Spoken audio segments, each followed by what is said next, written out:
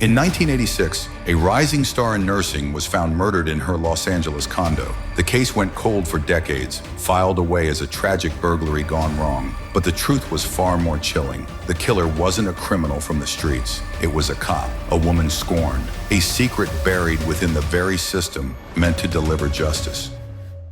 For over 2 decades, the case sat dormant, buried under the weight of false assumptions and overlooked clues. Detectives had long accepted the idea that Sherry was the unfortunate victim of a home burglary gone wrong. The bite mark on her arm, just another sign of a desperate struggle. The whispers about John's jealous ex-girlfriend, dismissed as hearsay. But in 2009, a cold case team re-examining the evidence made a stunning discovery. The DNA from that very bite didn't match any known burglars. It matched someone much closer to the badge than anyone could have imagined. Welcome to Criminal Files. Let's drive into the story. On the morning of February 24th, 1986, the quiet hum of Los Angeles life was shattered for one family forever. Sherry Rasmussen, a 29-year-old newlywed and respected hospital nursing director, was found dead in the condo she shared with her husband, John Redden. The scene was brutal. She had been beaten, shot, and left in a blood-soaked mess. From the beginning, the case looked like a violent burglary gone wrong.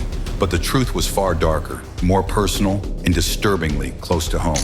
Sherry was the embodiment of success and compassion. At just 29, she had already become the director of critical care nursing at Glendale Adventist Medical Center. She was intelligent, driven, and deeply loved by her family, friends, and colleagues. Her marriage to John Rutan, a mechanical engineer, was still in its early, blissful stages. But behind the scenes, cracks were beginning to show. Cracks born not of the couple themselves, but of someone from John's past, a woman who refused to let go.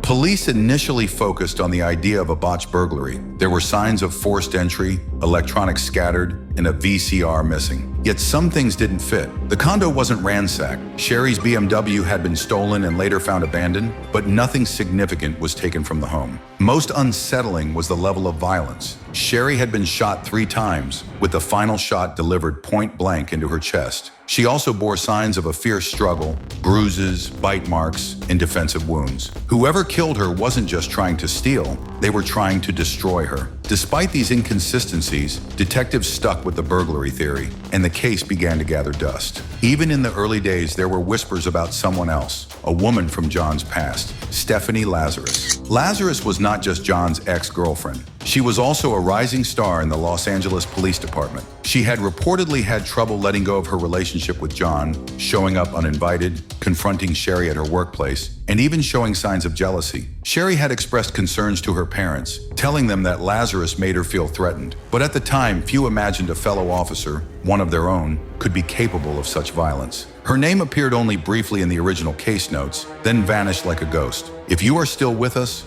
don't forget to hit like and subscribe to our channel. Back to the topic. For more than 2 decades, the case remained cold. That changed in 2009 when a fresh pair of eyes from the LAPD's Cold Case Homicide Unit reviewed the file. The investigators noticed something strange. The original theory of a burglary didn't hold water. Why would burglars target a condo in broad daylight, kill so violently, and take so little? Then came the critical clue, a DNA sample from a bite mark on Sherry's arm. Technology in 1986 couldn't process it, but by 2009, DNA analysis had advanced dramatically. The sample was sent for testing, and the results were shocking. The DNA didn't match any known burglars, but it did match one woman on the LAPD roster, Detective Stephanie Lazarus. Now a veteran officer with 2 decades on the force, Lazarus was well-respected, well-connected, and totally unsuspecting. The cold case unit knew they had to act carefully. Lazarus, still armed and active within the department, could not be approached directly, so they devised a ruse. She was called in under the pretense of helping with a case involving art theft, an area she once specialized in. Once inside the interview room, detectives began to ask her about her relationship with John Rutan, and then about Sherry Rasmussen. Lazarus grew increasingly uncomfortable. She denied any involvement, but the walls were closing in. In June 2009, Lazarus was arrested for the murder of Sherry Rasmussen. The killer wasn't a shadowy intruder. It was Stephanie Lazarus, a decorated LAPD detective and John's former lover. She hadn't just slipped through the cracks. She'd worked within the very system tasked with solving Sherry's murder. For 23 years, Lazarus wore a badge,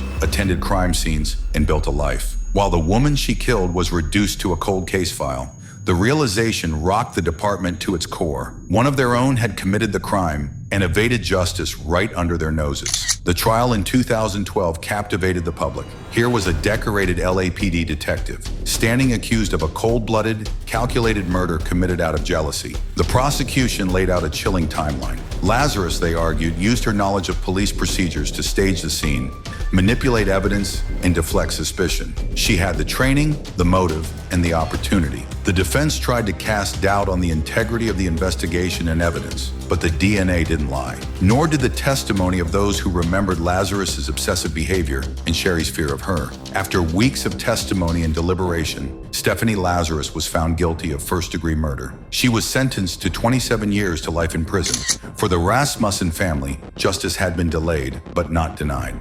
After 23 years of anguish, they finally saw accountability for the brutal killing of their daughter. Sherry Rasmussen was not a random victim. She was targeted, hunted, and killed by a woman who wore the same badge meant to protect her. The case raised serious questions about internal bias, the blue wall of silence, and whether more could have been done sooner. Don't forget to hit like and subscribe to our channel. Thanks for watching.